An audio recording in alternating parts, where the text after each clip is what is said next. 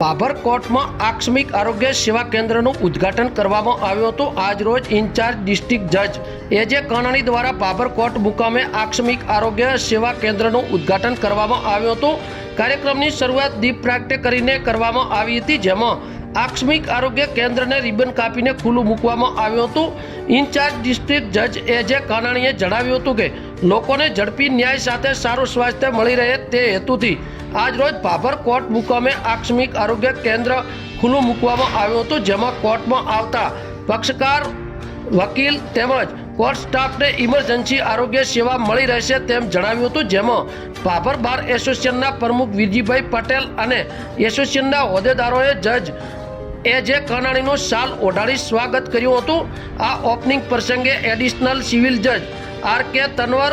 અને AR ત્રિવેદી પણ ઉપસ્થિત રહ્યા હતા। બાબર સિવિલ કોર્ટમાં નામદાર પાલનપુરના જજ સાહેબ શ્રી કનાડ સાહેબના હસ્તે તાત્કાલિક આરોગ્ય કેન્દ્રનું ઉદ્ઘાટન કરેલ, જેમાં પાલનપુરના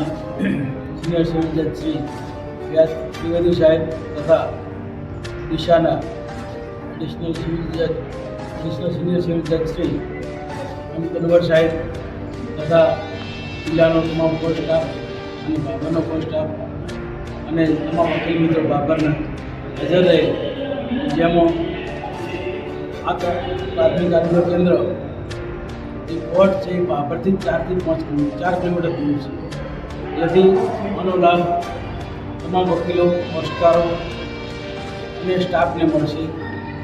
અને જેના કારણે ઇમરજન્સી સારવાર મળી રહે તે હેતુથી આ અમદાવાદ ગુજરાત સરકારની અને સુપ્રીમ કોર્ટની ગાઈડલાઇન મુજબ ચાલુ કરેલ છે અને જિલ્લાનો પ્રથમ તાત્કાલિક આરોગ્ય કેન્દ્રમાં બાબરની પસંદગી કરી અને તાત્કાલિક ચાલુ કરી તે બદલ ડિસ્ટ્રિક્ટ કોર્ટ સાહેબ અને આરોગ્ય ખાતાનો ખૂબ ખૂબ આભાર માનું છું। આજ રોજ પાલનપુરના મ્યુનિસિપલ ડિસ્ટ્રિક્ટ જજ સાહેબ શ્રી કાનાણી સાહેબની અધ્યક્ષસ્થાનમાં તાત્કાલિક સારવાર કેન્દ્ર બાબર કોર્ટ ખાતે ચાલુ કરવામાં આવેલું છે, કારણ કે બાબરમાં વકીલો અને પક્ષકારો જે આવતા હોય છે એમની ટેન્શન ભરી જિંદગી હોય છે અને એમના આરોગ્યની ખૂબ સરકારે ચિંતા કરી છે અને સુપ્રીમ કોર્ટના ગાઈડલાઇન મુજબ આ તાત્કાલિક આરોગ્ય કેન્દ્ર શરૂ કરવામાં આવેલું છે અને આની અંદર બધા બહોળી સંખ્યામાં આનો લાભ લેશે। અને બીજું કે